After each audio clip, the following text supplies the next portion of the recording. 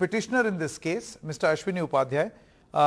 अश्विनी जी, आपका बहुत बहुत स्वागत एनडीटीवी में। सबसे पहला सवाल मैं आपसे जो पूछना चाहता हूं वो ये है कि ये आपको क्यों जरूरत महसूस पड़ी है इस तरीके की एक पिटिशन फाइल करने की। अब उस पर हमने देखा है जवाब मांगा है सुप्रीम कोर्ट ने सरकार से, लेकिन इसमें जो बड़ा सवाल ये पूछा जाएगा कि सारे राजनीतिक दल यही कर रहे हैं, यहां तक कि जिस पार्टी से आप संबंध रखते हैं वो भी यही करती है। देखिए, पहली बात तो आपने बिल्कुल ठीक कहा, सारे राजनीतिक दल ये काम करते हैं। जिस पार्टी से मैं संबंध रखता हूं वो भी ये पार्टी करती है। लेकिन एक हमारी पार्टी में इतनी लिबर्टी है कि पार्टी का कार्यकर्ता बाकायदा सुप्रीम कोर्ट पीआईएल फाइल कर सकता है। किसी और पॉलिटिकल पार्टी के कार्यकर्ता ने पीआईएल फाइल नहीं किया, तो इसका मतलब हमारी पार्टी में बहुत डेमोक्रेसी है, इतनी लिबर्टी है। ये भी तो माना जा सकता है कि आपने मोदी जी से क्यों ले लिया। मोदी जी ने जो बुंदेलखंड की रैली में उन्होंने जो बोला रेवड़ी कल्चर, उसके बाद अश्विनी जी को आइडिया आया चलो एक पिटीशन फाइल करें। नहीं संकेत जी, आप फैक्ट ठीक कर लीजिए। वो मोदी जी ने अभी 10-15 दिन पहले बोला है ये पीआईएल मैंने जनवरी में फाइल किया था और 25 जनवरी को इस पर नोटिस इशू हो गया था। ये 6-7 महीने पुरानी बात है। देखिए, मैंने फाइल क्यों किया आपको बताता हूँ। जब आपको याद होगा ये यूपी का चुनाव और पंजाब का चुनाव, ये 6 राज्यों का चुनाव चल रहा था, तो लगातार एक के बाद एक पॉलिटिकल पार्टियां अपने वादे कर रही थी। किसी ने बोला हम आपको सब जितनी महिलाओं के अकाउंट में 1000 रुपए देंगे, किसी ने बोला पेंशन देंगे, किसी ने बोला मुफ्त गैस सिलेंडर देंगे, फिर किसी ने कहा मैं तो स्कूटी दे दूंगा। यूपी में तो एक पॉलिटिकल पार्टी ने बकायदा स्कूटी का वादा कर दिया था।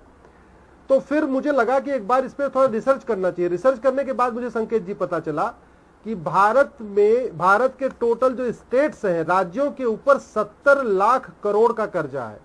जैसे यूपी के ऊपर 6.5 लाख करोड़ का कर्जा, पंजाब के ऊपर 3.25 लाख करोड़ का कर्जा, दिल्ली के ऊपर 50,000 करोड़ का कर्जा, महाराष्ट्र पे 6 लाख करोड़ का कर्जा, तमिलनाडु पे 6 लाख करोड़ का कर्जा, आंध्रा तेलंगाना पे 3-3 लाख करोड़ का कर्जा, बिहार पे 3 लाख करोड़ का कर्जा, बंगाल पे 4 लाख करोड़ का कर्जा, राजस्थान पे 3 लाख करोड़। तो मतलब 70 लाख करोड़ का कर्जा। पैसा हमारे पास है नहीं। हाईवे बनाने के लिए बाहर से उधार लेना पड़ रहा है, मेट्रो बनाने के लिए बाहर से उधार लेना पड़ रहा है, कहीं वर्ल्ड बैंक से लेना पड़ता है, कहीं जापान से लेना पड़ता है। अश्विनी जी, आपकी बात, हम अपने इंफ्रास्ट्रक्चर बनाने के लिए बाहर से उधार लेते। अश्विनी जी देखिए, इन प्रिंसिपल आपकी बात में कुछ गलत नहीं है।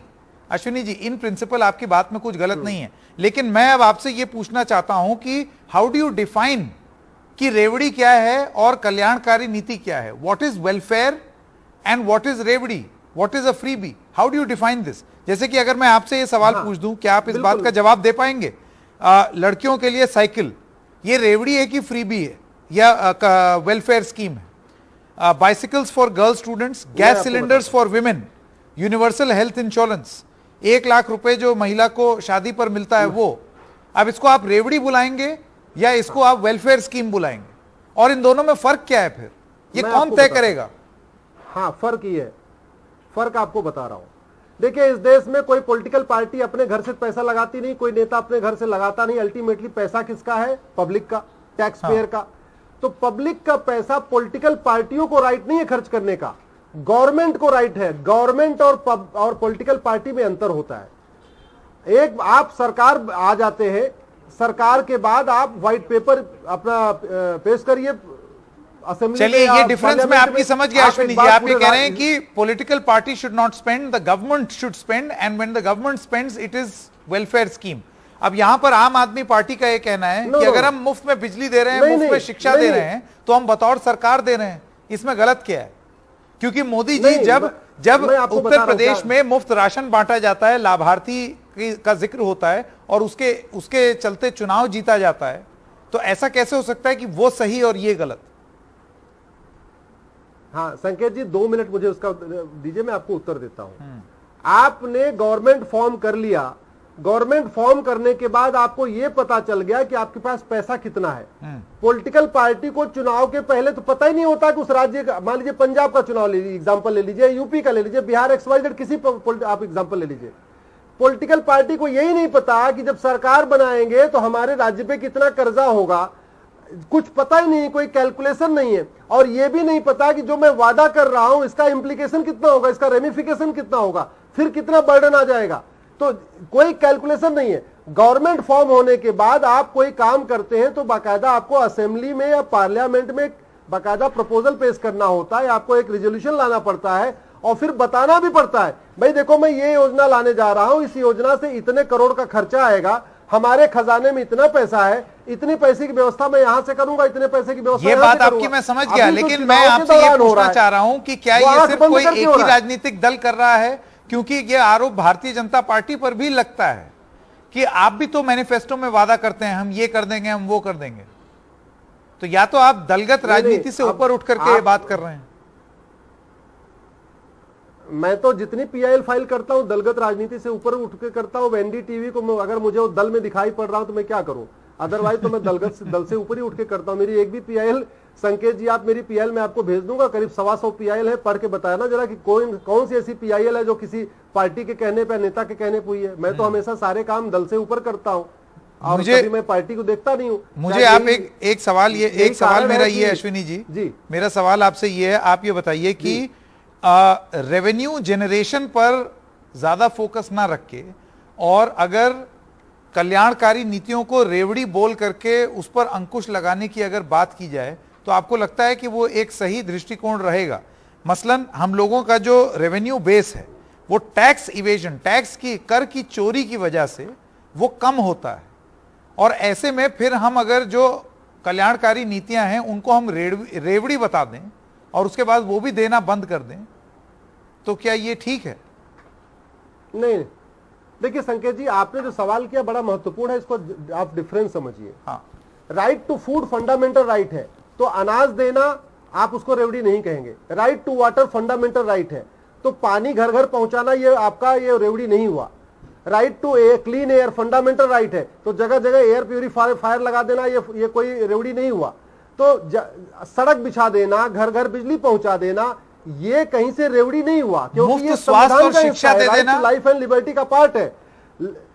मुफ्त एजुकेशन देना, मुफ्त में आपको क्या बोलते हैं हेल्थ, आपको आयुष्मान कार्ड देना, ये सारे आपके रेवड़ी नहीं है।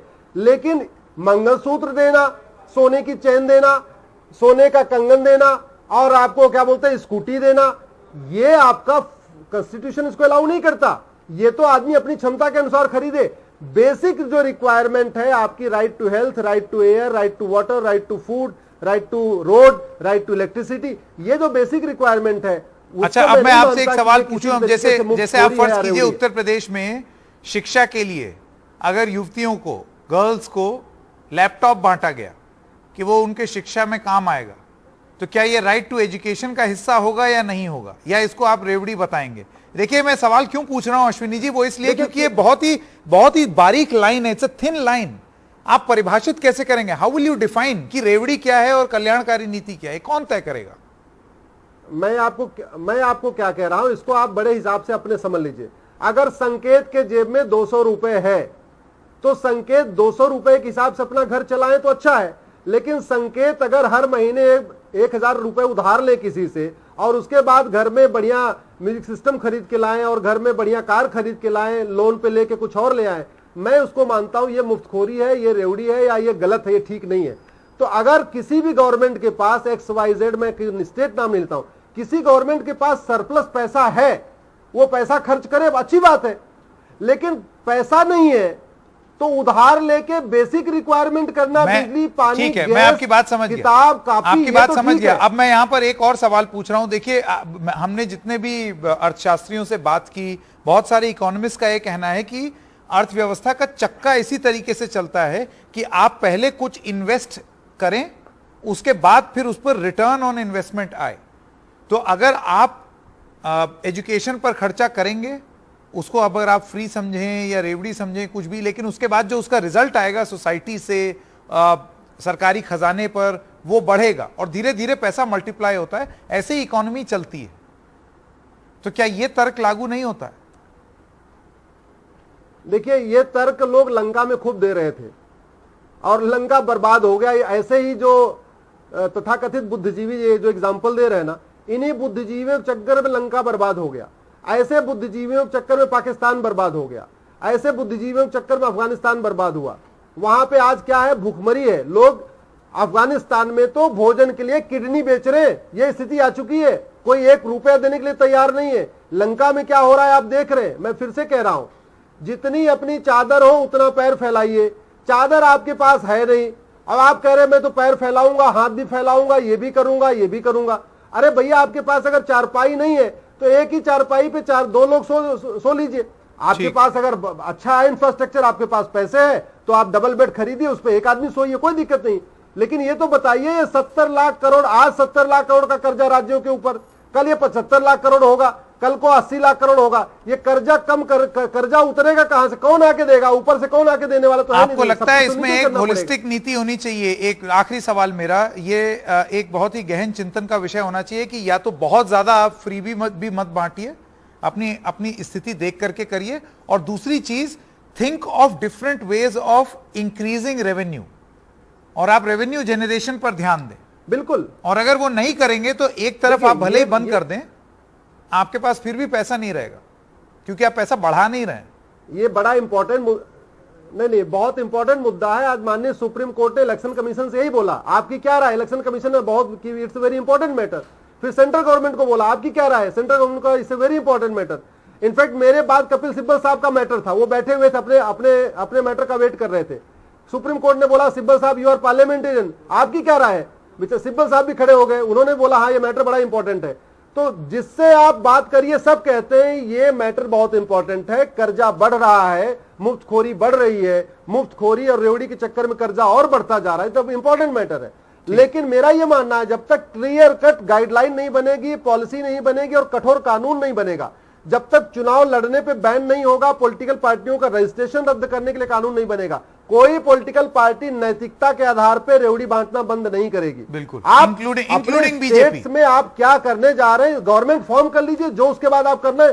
चुनाव के पहले ये तो घूस देना हो गया भैया, ब्राइबरी, ये तो ब्राइबरी है, ये तो करप्शन है, ये तो मिसकंडक्ट है। इलेक्शन के पहले आप कह रहे हैं मुझे वोट दे दो, मैं आपको मंगलसूत्र दे रहा हूं, आप मुझे वोट दे दो, मैं आपको स्कूटी दूंगा। ये तो फिर फ्री एंड फेयर इलेक्शन का मतलब कहां रह गया? ओके, चलिए अश्विनी उपाध्याय, बहुत बहुत धन्यवाद आपका हमारे साथ जुड़ने के लिए।